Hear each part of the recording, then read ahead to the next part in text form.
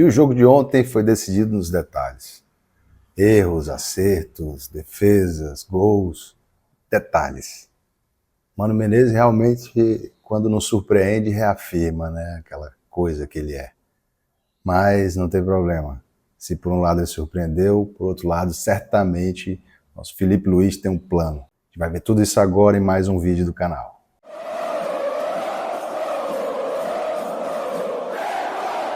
O jogo começa aos 5 minutos logo. Wesley, lateral da seleção, dá esse belíssimo chute cruzado, que na minha opinião foi um golaço, né? Mas o detalhe é que a bola dá uma quicadinha antes de entrar, né? Passando pelo goleiro Fábio, grande goleiro Fábio. A bola dá essa quicadinha, esse é o detalhe do primeiro lance. Outro detalhe desse lance é que o Thiago Silva aparentemente tenta tirar a bola com o peito, né? Esse lance, a Arrascaeta, depois de uma belíssima jogada, o Flamengo sai construindo lá de trás, finaliza bem e só não faz o gol por conta do milagre, né? Fábio faz esse milagre. Outro lance do quase. Jogada parte da esquerda para a direita, Gerson recebe na área, e ao invés de rolar primeiro para o Juninho, ele tenta finalizar. Na minha opinião, foi uma tomada de decisão errada. Se ele rola para o Juninho, talvez o Juninho tivesse melhor posição para finalizar. É tanto que no lance seguinte, nasce o gol do Flamengo. Novamente uma jogada pela esquerda, dessa vez Luiz Araújo joga a bola para o Gerson. Nesse segundo lance, Gerson rola para a finalização de Arrascaeta. A finalização é obstruída, mas no rebote, Juninho faz seu primeiro gol no Maracanã. No lance de gol do Fluminense, dois detalhes. Primeiro, o menino Everton Araújo, que estava mal posicionado, poderia ter saído para cobrir, né, o cruzamento inicial de Arias. E o segundo detalhe é que não foi problema físico, mesmo sendo no final do jogo, o problema não foi físico, o problema foi a física. O cruzamento veio perfeito. É tanto que Keno, que eu acho que nunca tinha feito um gol desse, né, se tivesse feito, deve ter feito na época que ainda jogava na Bahia, consegue pular entre Pulgar e Léo Ortiz, e o cruzamento sai perfeito entre os dois, a bola desviada de cabeça, faz um ângulo perfeito também e cai mansamente no canto esquerdo do goleiro Rossi. Mais um detalhe. Um bom jogo, e quem deve ter gostado é esse rapaz aí, né? Dorival veio para assistir o jogo e acredito que deve ter ficado satisfeito com os convocados. E o Mano Menezes, hein? Se por um lado ele surpreendeu, trazendo um Fluminense um pouco mais agressivo do que eu pensava que seria nesse jogo, por outro ele só confirmou a impressão que eu tenho do mau caráter que ele é, né? Esse Mano Menezes que já abandonou o Flamengo em outros tempos. Mano Menezes bateu boca na lateral do campo com o Luiz Araújo. Luiz Araújo que depois de fazer o gol comemorou. Estava na faixa do campo que estava na frente do banco do Fluminense, mas paciência, comemorou o gol, agora não pode mais comemorar. Em função disso, o Mano achou uma afronta e resolveu bater boca com o cara. Dizer que o cara era um merda, que não jogava nada, que não tinha ganhado nada. Luiz Araújo falou que ia ganhar em cima dele. Me representa, Luiz Araújo me representa, essa que é a verdade. Eu acho que toda a torcida flamenguista se sente representada por um cara desse que não fica calado frente a um técnico como o Mano Menezes. Um técnico como o Mano Menezes, que já abandonou o Flamengo lá em 2013, na época que o Flamengo muito precisava, fez um trabalho ridículo, passou 3 meses na frente do clube, deixou a gente a 2 pontos da zona de rebaixamento no Campeonato Brasileiro, né? Depois de um jogo que ele perdeu de virada, jogo para o Atlético Paranaense, onde o Flamengo estava ganhando de 2-0 aos 7 minutos de jogo e conseguiu levar uma virada para 4-2, sendo que naquele mesmo campeonato já tinha levado 4 do Corinthians no Pacaembu. Então, é um técnico que não inspira a menor confiança. Nesse mesmo ano, Jaime assumiu o Flamengo, né, e ele saiu do Flamengo dizendo que os jogadores não estavam entendendo sua filosofia, não estavam entendendo seu estilo de jogo. Praticamente chamou os jogadores de burro, né?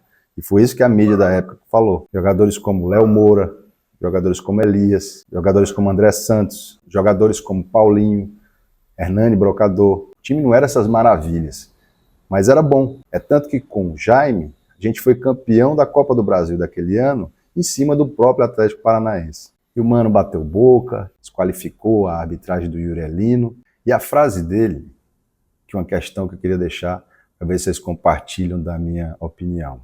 Essa frase dele para o Luiz Araújo, dizer que você nunca ganhou nada, de que ele já ganhou tudo, essa frase se estende ao nosso treinador.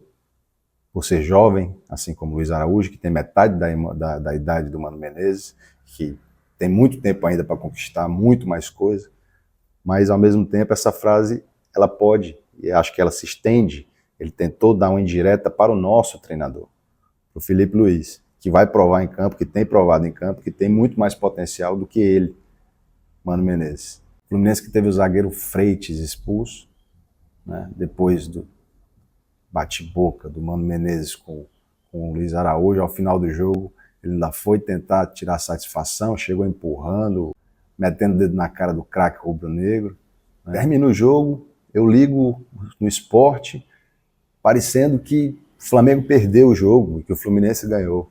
Toda a mídia esportiva, todos os canais, seja o da Disney, seja o outro da Globo, né, Lédio Carmona, Alex, aquele outro lá do Sport TV, aquele cabelo de Playmobil lá, todos falando como se o Flamengo não tivesse jogado nada. E o jogo que eu vi foi totalmente diferente, né?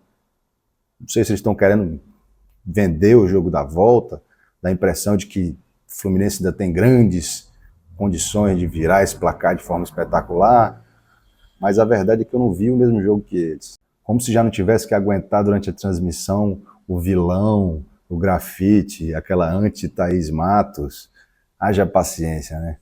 Ainda falam de Fla Press, ainda dizem que o Flamengo é beneficiado pela mídia. Ou será que eles já estão com medo da Flá TV? E a Flá TV vai virar Flamengo TV. E vem com um time pesado, hein? João, pelo amor de Zico, Guilherme. Daniele Boaventura. Tino, que não é o meu primo, Marcos. Rei Kraus, o iludido maravilhoso. E Antônio Peçanha Tabete. É o Flamengo pensando grande, hein? Possivelmente vai comprar os direitos de transmissão, vai transmitir, vai ganhar em cima, vai fazer da Flamengo TV o maior canal de transmissão de um clube do mundo. Time de peso, hein? Time de peso. Flamengo TV, dia 17, no dia do sorteio da Libertadores, prometeram mais novidades. Vamos ver o que vai acontecer, mas eu acho que vai ser muito bacana, né, com essa equipe aí. João Guilherme, Rei Kraus, a Daniele Boaventura, Tino Marcos e o Tabet também, que espetacular, né? Então só dá para esperar bastante coisa interessante, conteúdo de primeira para nós flamenguistas. Mas voltando para o jogo aqui, como eu falei no início, acredito que, apesar do Mano ter surpreendido positivamente na escalação e na forma do Fluminense jogar, confio muito no Flamengo e confio muito no Felipe Luiz, né? Eu sei que o Felipe Luiz tem um plano, né? Ele olha sempre para o próximo jogo, mas ao mesmo tempo ele tem essa visão panorâmica e sabe que a temporada é longa, né? Não é à toa que ele não utilizou o Danilo nesse jogo, não é à toa que ele fez as substituições da grande maioria dos convocáveis, né? Saíram Pulgar, De La Cruz, Arrascaeta, Plata, Alexandro, todos esses foram substituídos durante o jogo, gastou as 5 substituições. Isso às vésperas de uma data FIFA, né? Às vésperas da eliminatória também. Então você vai ter daqui a pouco os jogadores jogando pelas suas seleções, o que dá uma sobrecarga. E sem falar que nós estamos com pouquíssimas opções de ataque. Estamos sem Cebolinha, sem Michael, sem Pedro, sem Bruno Henrique. Ainda assim, eu acho que foi um bom jogo do Flamengo. Começando o jogo amassando, um golaço do Wesley. Deixa até sua opinião aí, você acha que foi golaço ou você acha que foi um frango do Fábio? O Thiago Silva puxou pela responsabilidade, dizendo que no momento ele ficou na dúvida se deixava o peito ou não, e talvez isso tenha influenciado, né, o Fábio atrasado a defesa, o pulo para a defesa do Fábio. Na minha opinião, foi um golaço do Wesley que conseguiu achar o espaço perfeito ali para um chute cruzado. A bola ainda quica um pouco antes, com requinte de crueldade, né? Ela quica um pouco antes e vai morrer no cantinho do goleiro Fábio. O Flamengo vinha muito bem. Depois do gol é normal. O time adversário vai crescer, vai tentar ganhar campo. E o Flamengo deu campo. Na minha opinião, até um pouco demais, né? Mas você tem que concordar comigo que não é possível jogar pressionando 100% do jogo, 100% dos jogos, né? Você não vai conseguir jogar dessa forma pela temporada toda. Em alguns momentos você tem que dar campo para o adversário e descansar um pouco também.